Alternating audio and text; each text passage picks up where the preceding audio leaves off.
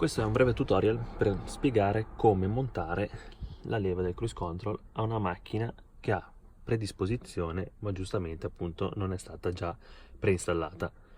Allora ci dobbiamo munire di due cacciaviti, quindi uno punta piatta e l'altro a stella.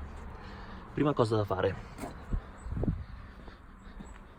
togliere l'alimentazione nella scatola fusibili, quindi estrarremo questo cavo in maniera tale che l'auto non dia segni di vita.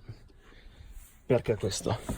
Perché qua sotto abbiamo un airbag e qualora dovesse esserci in qualche tipologia di contatto, giustamente sappiamo che fine faremo. Quindi prendiamo il cacciavite a taglio, posizionato esattamente sotto il volante dovrebbe esserci un foro, ok? Noi da questo foro agiamo con il cacciavite, andiamo a posizionarlo internamente, premendo, seguendo la guida. A un certo punto troveremo una resistenza che sarà la molla interna. Spingiamo su questa molla e ci ritroviamo sganciato la prima parte dell'airbag.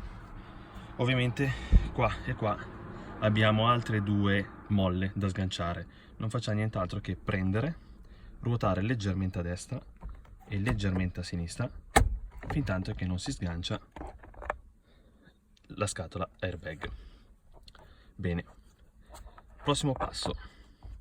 Il prossimo passo è quello di inserire il cruise control. Adesso vediamo se riesco a tenere in qualche maniera il tutto. Ok, allora questa è la leva del cruise control, quindi andremo a togliere quella che è la paratia, installeremo dall'interno verso l'esterno cercando di stare attenti a tutta questa serie di cavi e quant'altro. Quindi faremo internamente il passaggio, lo faremo uscire dall'altra parte, avvitiamo le due viti e colleghiamo il cavetto fino a qua. Una volta che abbiamo installato questo cavo abbiamo praticamente finito. Ultima cosa, non meno, diciamo così, importante e comunque difficile, è cercare di rincastrare il clacson e l'airbag.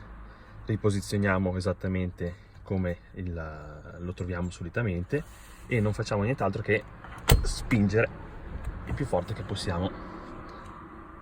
A questo punto dovremo semplicemente riattaccare il connettore nella scatola fusibili posizionata al lato del motore hybrid, riaccendere la vettura e a questo punto avremo installato il nostro cruise control e tra l'altro, se l'abbiamo fatto anche nella maniera corretta, sarà giustamente funzionante.